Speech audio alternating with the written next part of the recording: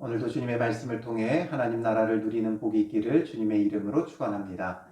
우리는 믿음으로 사는 자들이지요. 이 믿음의 가장 큰 걸림돌이 있다면 바로 두려움이에요.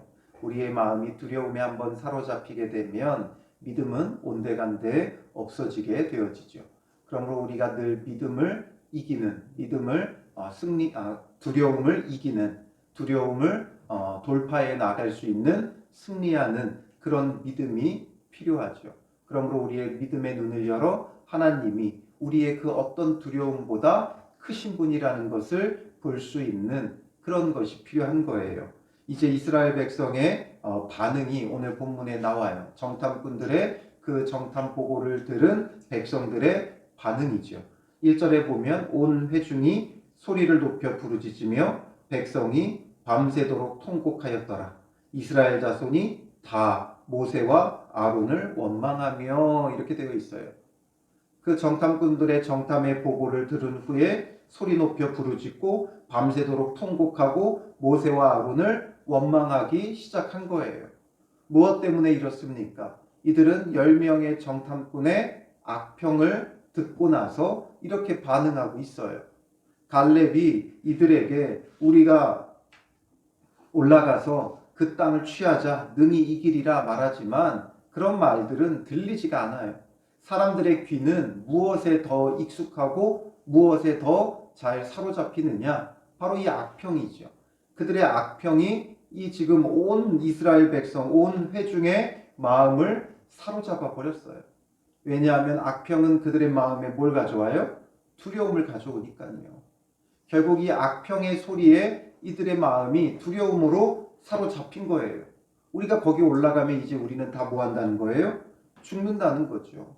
올라가면 우리는 이제 죽는다는 거예요. 거기에 강대한 족속들이 버티고 있고 그들의 성읍이 강하고 우리는 그들이 보기에 메뚜기 같다. 결국 이 말에 사로잡혀서 결국 이들은 두려움이 그 마음에 드리웠고 그 두려움으로 인하여 지금 하나님을 찬양해야 될 백성이 소리 높여 부르짖고 밤새 통곡하고 있다는 거예요. 우리가 정말 소리 높여 부르짖고 밤새 통곡해야 되는 건 뭐예요?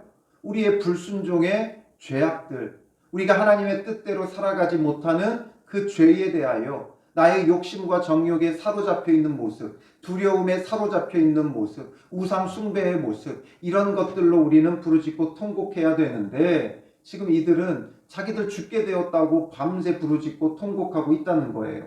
그러면서 원망하면서 하는 말이 뭐예요? 우리가 애굽 땅에서 죽었거나 이 광야에서 죽었으면 좋았을 것을 어찌하여 여호와가 우리를 그 땅으로 인도하여 칼에 쓰러지게 하는가? 우리 처자가 사로잡히리니 애굽으로 돌아가는 것이 낫지 아니하랴.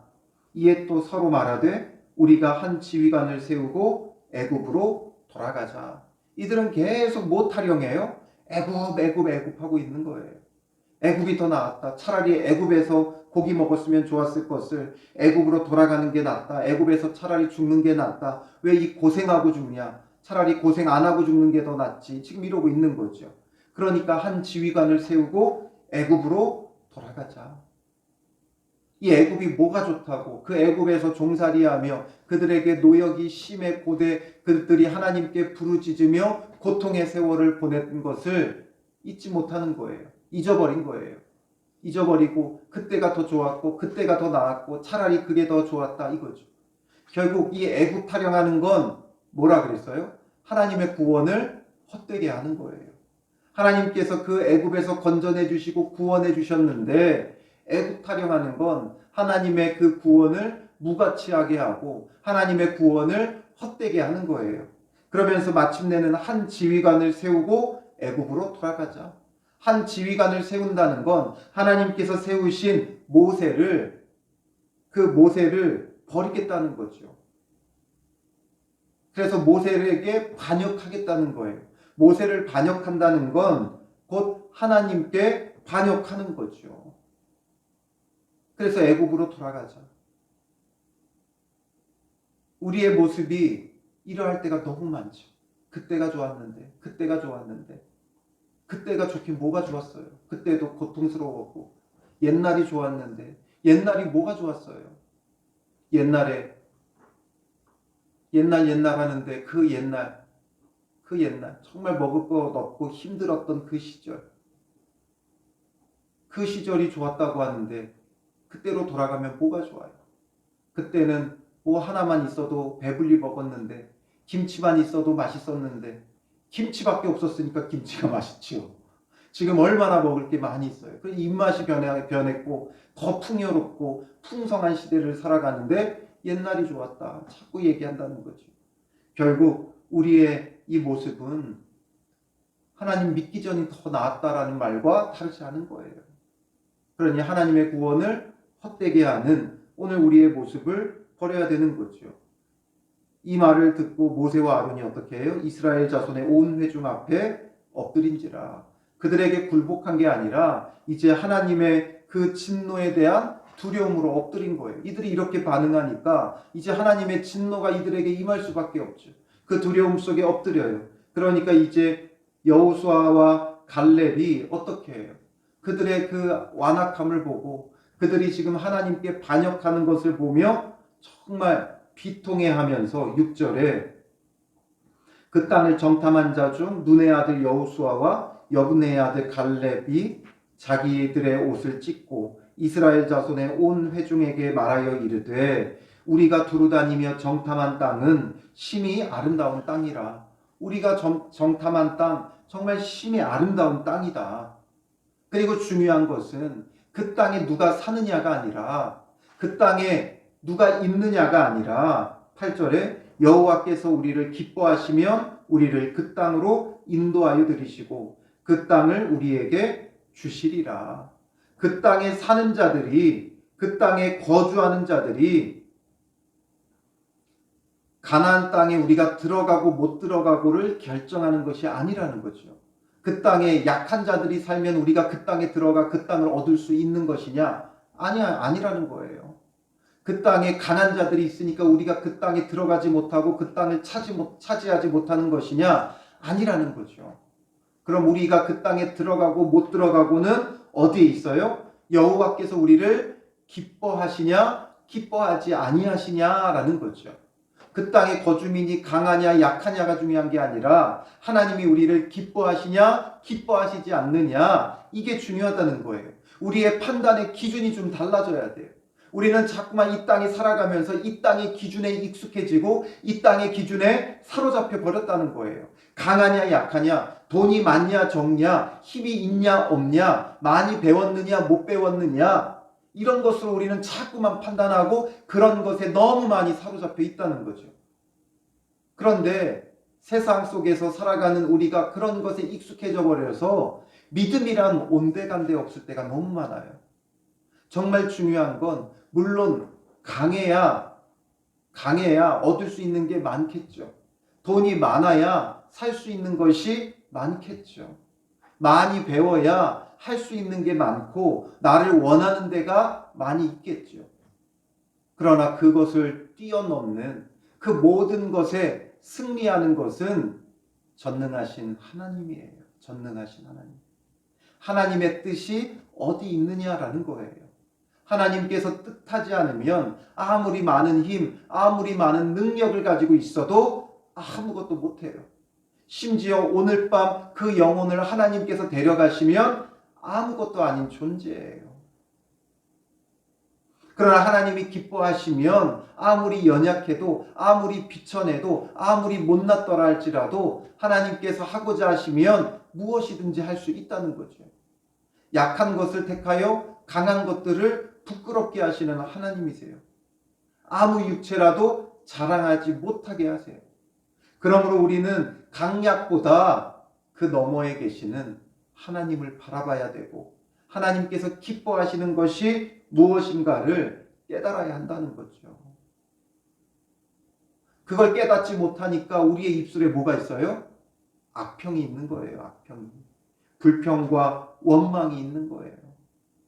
하나님을 바라보지 못하니까 악평한다고요. 뭐 하나 좋게 받아들이지를 못해요. 뭐 하나 좋게 평가하지를 못해요.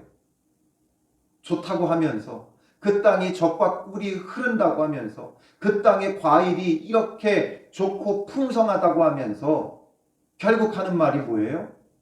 그 땅에 사는 자들이 너무 강해, 그곳에 들어가면 우리는 죽는다. 그들이 보기에 우리가 메뚜기 같다 하면서 결국에는 악평하죠. 하나님을 바라보지 못하니까 아무리 좋은 것도 좋게 여겨지지 않는 거예요. 심지어 이 가나안 땅조차도, 적과 꿀이 흐르는 가나안 땅조차도 결국에는 뭐예요? 악평하는 거예요. 우리의 평가가 어떠합니까? 우리의 입술의 평가들은 어떠합니까? 우리는 평가하는 존재가 아니에요. 판단하는 존재가 아니에요. 하나님의 은혜를 뭐하는 자들이라고요? 취하는 자들. 하나님의 은혜를 받는 자들이에요. 우리의 가정이 좋고 나쁘고를 판단하는 자가 아니에요. 우리의 자녀가 좋고 나쁘고를 판단하는 자가 아니에요. 남편과 아내를 좋고 나쁨을 판단하는 자가 아니에요. 시댁을 판단하는 자가 아니에요. 처가를 판단하는 자들이 아니에요. 나의 직장을 판단하는 자가 아니에요. 나의 학교를 평가하는 자가 아니에요. 주님의 은혜로 취하는 자예요. 주의 은혜로 받으면 버릴 것이 없어요. 아멘으로 받으면 버릴 것이 없어요. 하나님의 은혜로 받으면 버릴 것이 없어요. 판단하고 평가하고 악평하는 그런 불만의 말이 지금 이들의 마음을 사로잡으니까 지금 갈렙과 여호수아가 진리를 말하죠. 참된 진리를 말하죠. 하나님이 기뻐하시면 우리를 그곳에 들이신다라는 거예요. 그러니까 이는 과연 적과 꿀이 흐르는 땅이니라. 다만 여호와를 거역하지는 말라. 지금 거역하려고 하는 이들에게 거역하지 말아라.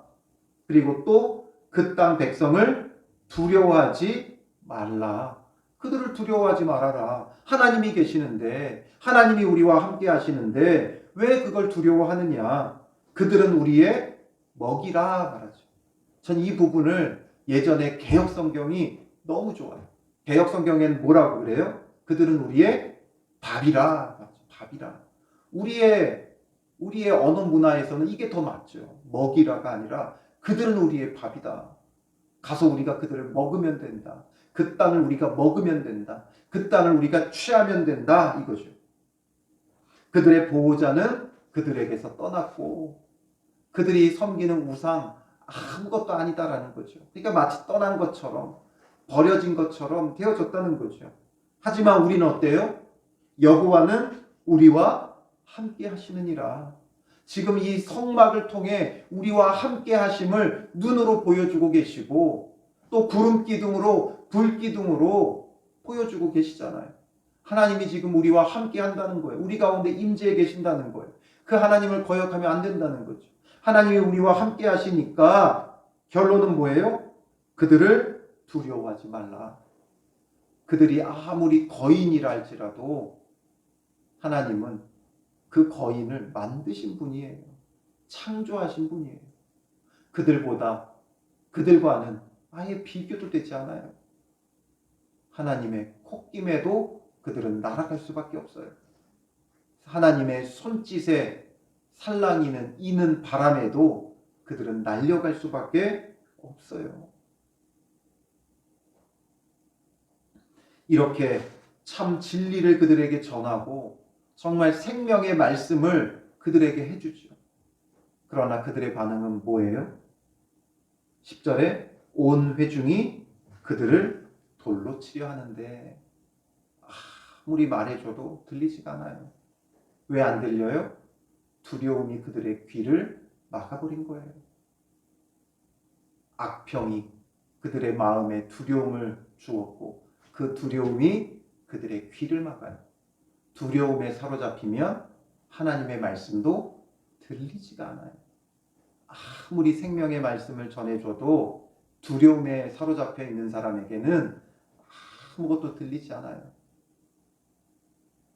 그러므로 우리는 이 두려움에 사로잡히기 전에 믿음의 눈을 열어 그 무엇보다도 크고 높으신 우리가 창세기 말씀을 보며 깨달았듯이 전능하신 그 하나님을 봐야 돼요. 주님을 온전히 볼 수 있어야 돼요. 그렇지 않으면 두려움에 사로잡혀요. 특히나 어디에 귀 기울이면 안 된다고요? 악평에 귀 기울이면 안 돼요. 세상 소리에 귀 기울이면 안 돼요. 그럼 그게 우리의 마음에 두려움을 심어준다고요. 불평과 원망의 마음을 심어준다고요. 정탐한 자들이 10명 대 2명으로 나뉘어졌죠. 10명의 정탐이니까 다수의 소리에 이들이 사로잡혔나 보다. 아니요. 이건 소수의 소리라도 사로잡혀요. 그들이 앞선 11장에서는 어떻게 했어요? 다수의 소리에만 귀 기울이는 게 아니에요. 11장 4절에 보면 그들 중에 섞여 사는 다른 인종들이 탐욕을 품음에, 그들의 섞여 사는 다른 인종들, 그러니까 출애굽할 때 따라 나왔던 잡족들이라고 했죠. 그러니 지금 다수는 이스라엘 백성이에요. 그런데 그 소수인 이들의 불평과 원망의 소리에 온 이스라엘 백성이 어떻게 돼버려요? 사로잡혀 버리죠. 다수는 이스라엘이에요. 그럼 이스라엘이 믿음의 목소리를 내면 그 잡족들이 깨갱해야죠. 그런데 오히려 그 잡족들의 소리가 온 이스라엘을 덮어버리는 거예요. 다수냐 소수냐가 중요한 게 아니라 불평과 원망의 말, 악평의 우리의 귀는 더 많이 열려 있다는 거예요. 그러니 우리가 이런 세상의 소리, 악평들 여기에 사로잡히면 안 되고, 또 심지어 우리가 악평하면 안 돼요. 항상 그 입술의 말마다 불평과 원망의 말을 하는 사람들이 있죠. 늘 좋게 평가하는 법이 없어요. 늘 나쁘게 평가하는 사람들이 있죠. 이런 악평하는 자가 되면 안 돼요. 우리는 오직 전능하신 하나님을 바라보며 주님의 말씀에 귀 기울여야 돼요. 그리고 빨리 깨달아야 돼요. 내가 지금 두려움에 사로잡히려고 하는구나.